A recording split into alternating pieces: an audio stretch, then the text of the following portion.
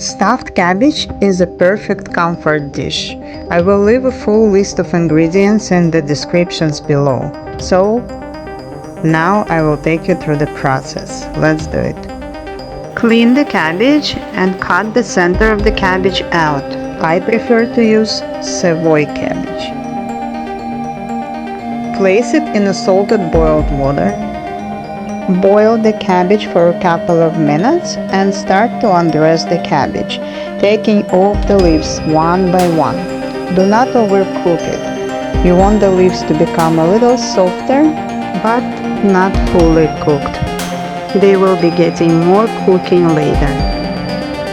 Leave the cabbage on the side for now to cool down. Meanwhile, let's prepare vegetables for cooking sauce. Chop onions, celery and garlic. Grate carrots and tomato.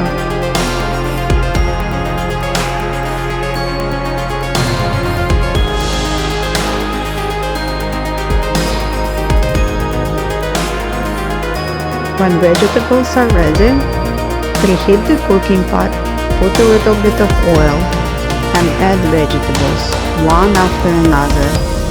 Cook them for a couple of minutes each until they're soft.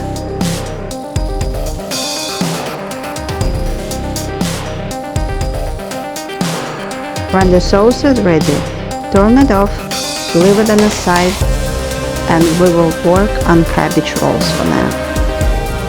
Chop the onion very finely, add it to the ground meat, add uncooked rice, salt, pepper to your taste, and mix it all together.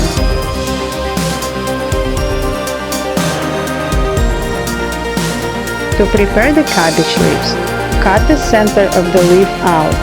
It will give you more flexibility to wrap meat into the cabbage easier.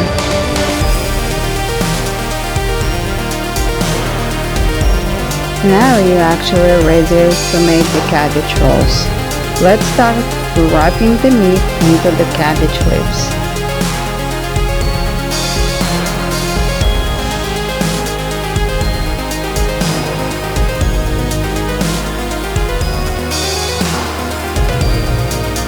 And so continue to make cabbage rolls as long as you have ingredients.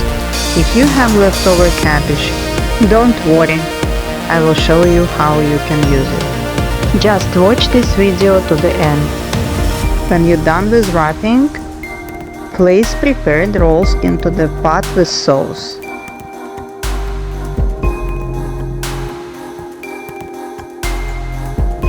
Pour the water so it almost covers the cabbage rolls. Put the small plate on them to make a little press so your rolls do not unwrap while cooking. When the water boils, season it with salt, black pepper and bay leaf. Lower the heat, cover the pot and let it cook for 15-20 minutes. Meanwhile, I will prepare potato and herbs. 15 minutes later, take the plate out, add potato and cook another 15-20 minutes until the potato is cooked. Garnish it with your favorite herbs. Give it another 2 minutes to rest and you're ready to serve it. So the dish looks amazing, smells very appetizing and tastes delicious.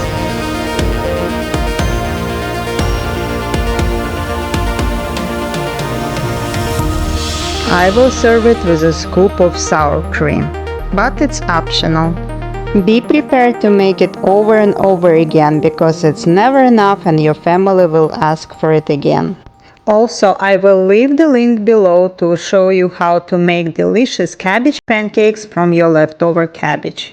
Thank you for visiting Katya's Kitchen. Come back again for simple and delicious recipes.